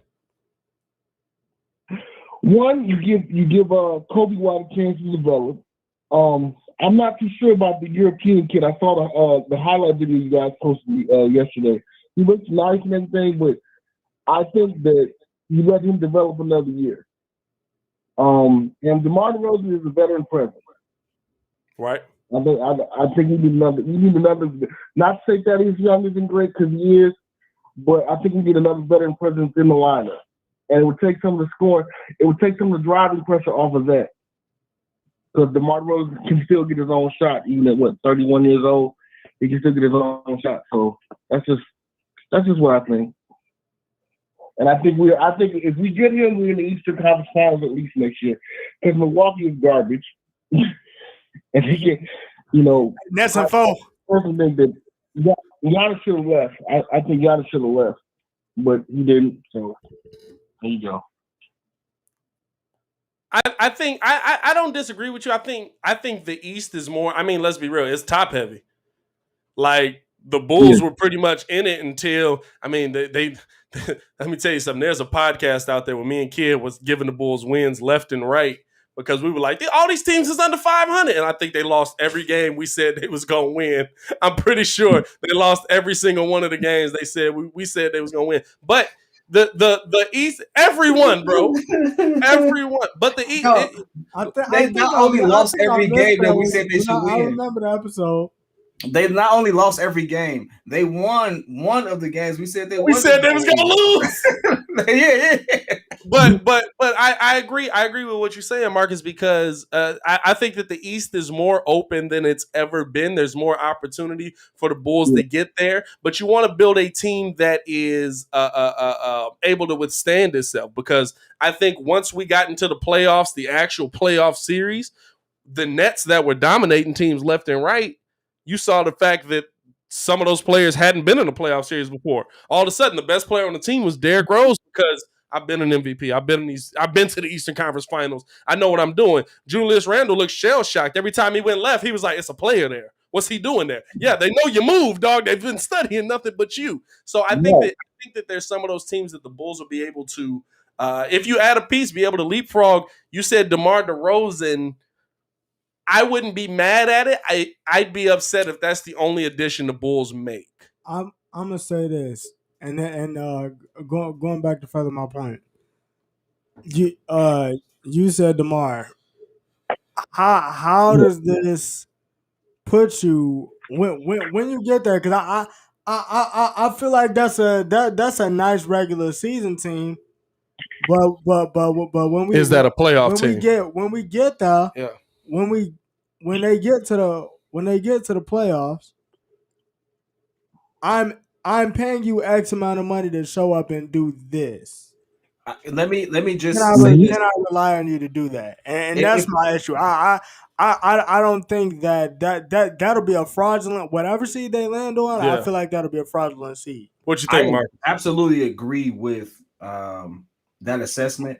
If it was DeMar before he got with the Spurs, it's one thing about going to play under Pop, where even in this situation they were in, they were still in playoff contention. Like everyone wrote that team off, and they were still in the thick of it. And so that goes to show you, like, that's a winning culture. Like, that really is a winning culture, and that rubs off in so many different ways. And so now that he's played under that type of tutelage, and I think Billy Donovan is, trying to build up to that point.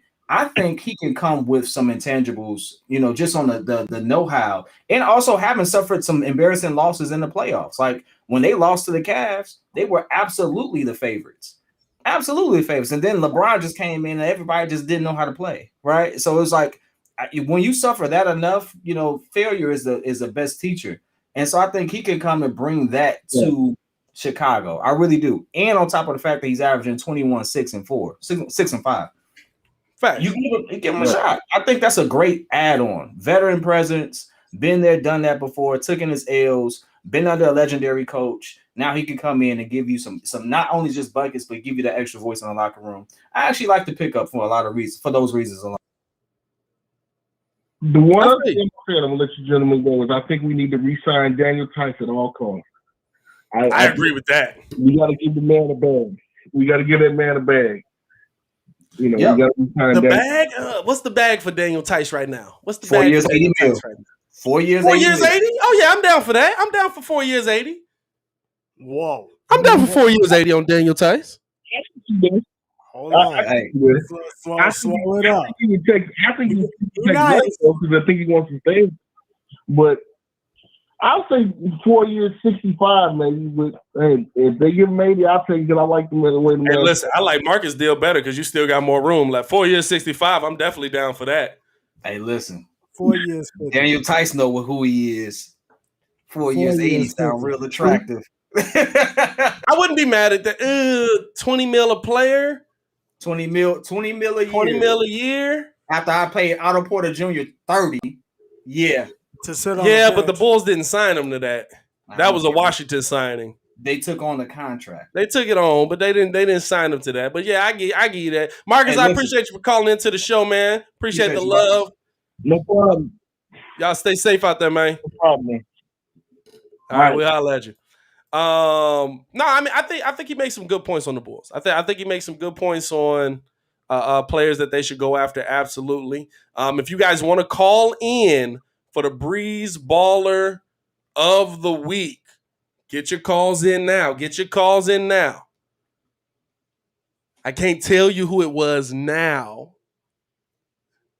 but he might be a good hooper who might play for a team in New York that's still in the playoffs. So that narrows it down a little bit for you. So get your calls in now, man. We appreciate you guys for calling in and tuning in with us and rocking with us, man.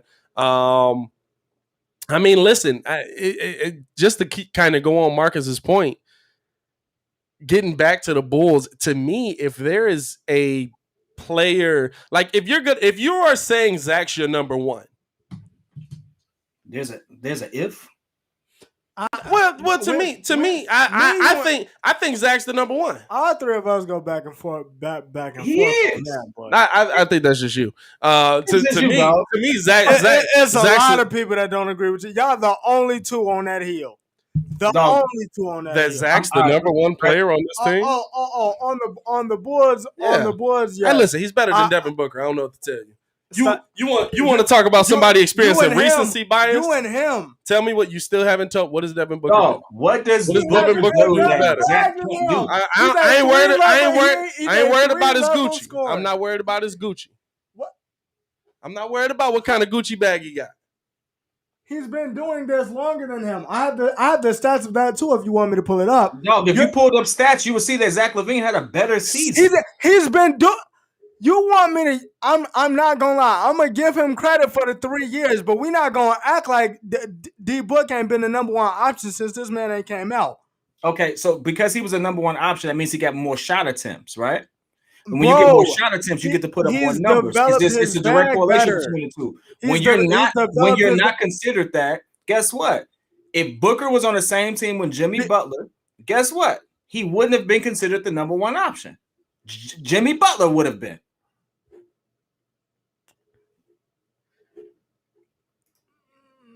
Exactly. Lets me know what it is, bro. What situation with Jimmy are you talking about, though? You talking about Minnesota? It's all about situations.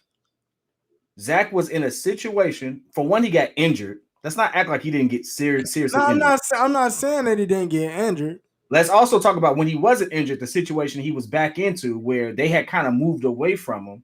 He gets to a team and he's gotten better every single year to the point now where not only is he an all-star, he put up better numbers on a team that I would consider on par with what the Suns were. So when he got a chance to be the number one option, he put up better numbers than Devin Booker in a very similar situation. What are we talking about? Yeah. What are we talking about? Were the Suns last year better than the Bulls this year? No, it's the same team. I don't feel like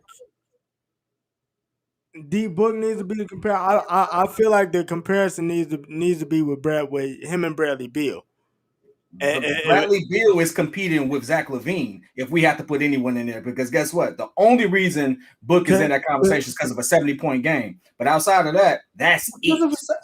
Bro, he jumped from 14 to 24 a game, bro. Who is doing that? Okay, that's a great jump. Most improved player. I give him that. Sure. But since he did that, he went from just a shooter to playing point guard the next year, and then after that, he went from just a shooter to also being able to play, making, scoring the post. Again, there's no way in the world you sat there and looked at Zach LaVine and what he did this season and looked at Devin Booker and said that man is head and shoulders better than that person. There's no way in the world you did that. I did that. I'm him. Okay, I'm him. Guess what? You will be the only fool on this podcast. I'm him. Bro, it's only you and him that actually think that. The unfortunate part is everyone I argue with it and I present the facts. Hey, look, nobody can ever say it says anything worth repeating. No one has told me what he does. I'm gonna tell you this. I'm gonna tell you this. Tell me what he does better. You don't want to have that conversation with me because I walked this man down for 2 straight years trying to convince him that KD was better than AD, and you know what? He came around. That was personal love. Whoa. That was personal love. Listen, that's something totally different. Yeah, that was personal love. Me down on something where both the eye test and statistically speaking, the player that I mentioned, you still can't tell me what he does better. And the only thing you can tell me is Chris Paul changed that organization around. What is MVP of that team? Jeffrey Wright. Jeffrey said, "I'm him." Dude, if we just saying that he needs a point guard, so you basically telling me the Bulls can get Kemba and no, the Bulls can't get Kemba because Kemba is not a Chris Paul point guard. bro. But you have Chris Paul. Chris Paul changes by the way, organization. Kemba Walker. Hey, by the way, Kemba Walker will be and the available. Boston Celtics Will talking be about available. mutually parting ways. He will be available. Okay, listen. Don't do that. But did you I not just see threw what it Chris out. Paul did with OKC? Yeah. But he's He a floor took them raiser, just against like Russ is a the floor Rockets raiser. 7 games. They're Bro. a championship team. He took them. Who's the championship team? The Suns are a championship team. Okay, because of who? Because of Chris Paul. All right, shut up. That's it. Because of Chris Paul. That's it. Not because Devin Booker all of a sudden became a much better player. Like, if you ask me, he ain't even the best player in the West at his position. Come on now, dog. Are you serious? Like, who Hey, don't know Donovan that? Mitchell definitely Who had don't know just that? as impressive of a game as Devin Booker did. Like, who don't know that Donovan Mitchell is better than D Book? But guess what? Most people won't say, is he better than Zach LaVine, though? Who? Is Donovan Mitchell better than Zach LaVine? Absolutely. I don't think so.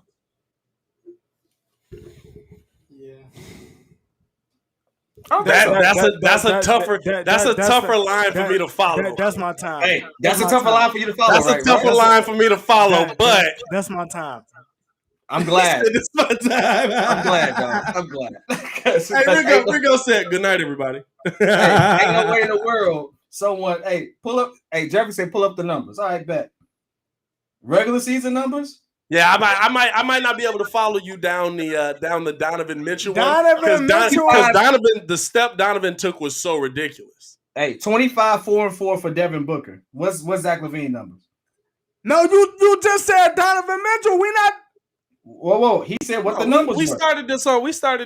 Okay. Hey, Zach LaVine, 27, 5 and 5. Well, actually, 20. No, I say 20. I round down 27, 5 and 5 on 50% shooting. Guess what? Better defender, more athletic player. He just doesn't have the team. He just started putting his hand into the passing lane. He just don't have. Hey, listen, he don't have a team around him. He didn't have the team around him. You give him a legendary point guard, a top 5 in NBA history point guard. I guess what? A lot of this stuff gets a lot easier. Donovan Mitchell got Mike Conley. Okay, Donovan Mitchell also has Defensive Player of the Year. They have a well-built team. No, because the conversation was guard. You said guard.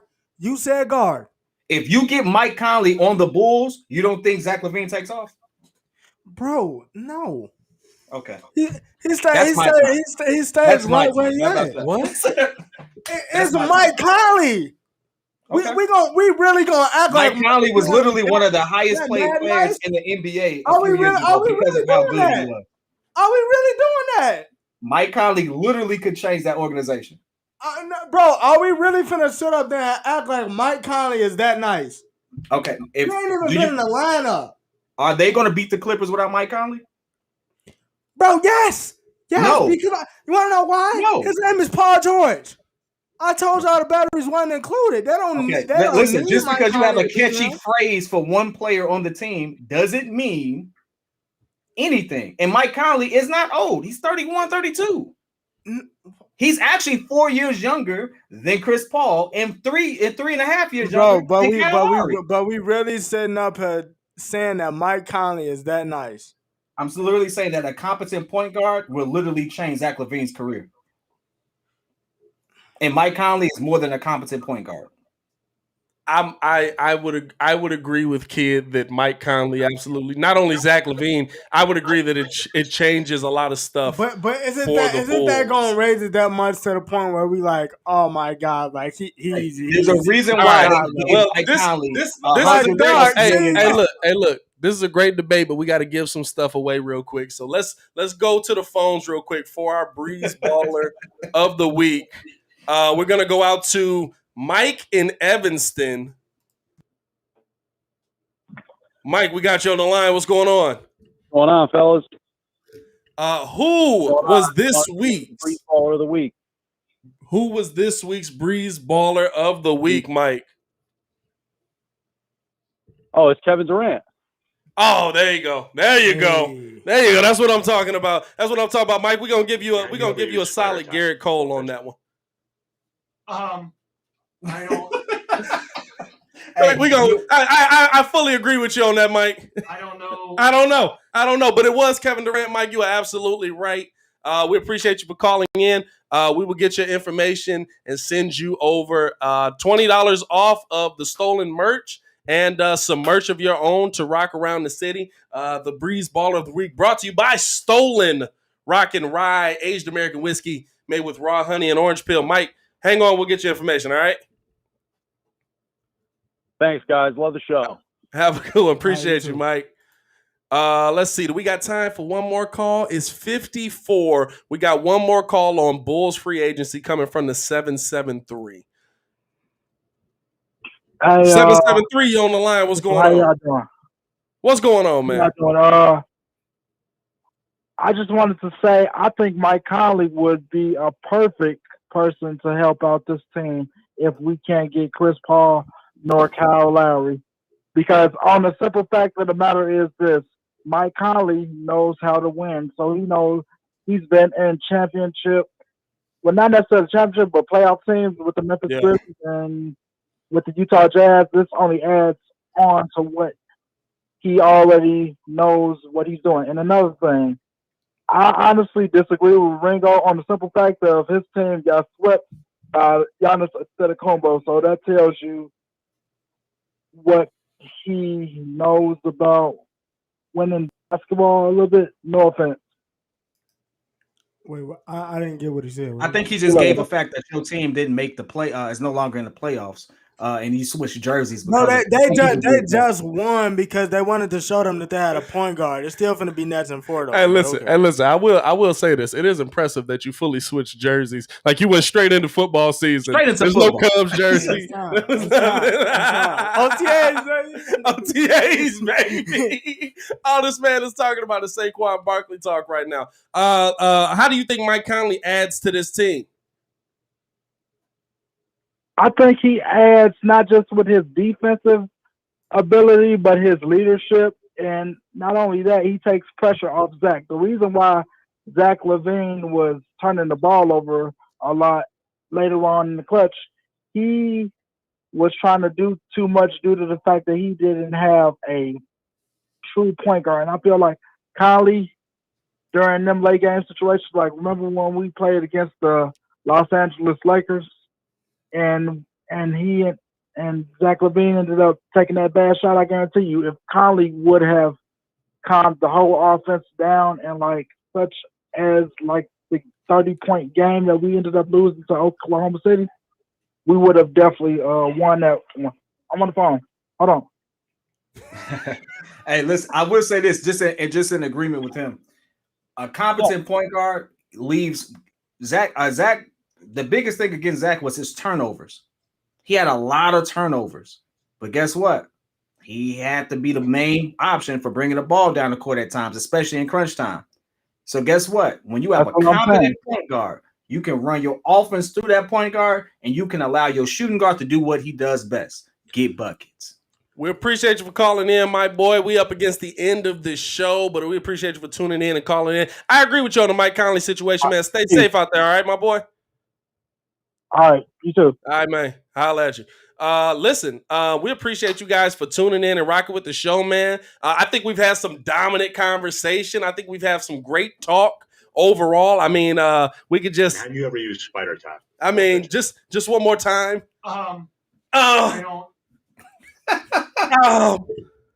He sounded like a fourth grader trying to get it in. We appreciate everybody for tuning in and rocking with us, man. As always, please like the video, subscribe to the page. We'll be talking with y'all very soon. More content coming y'all way. It's your boy Pat the Designer, joined by P Kid and Ringo J. Hey, yo, Chicago, y'all stay safe out there, man. Peace.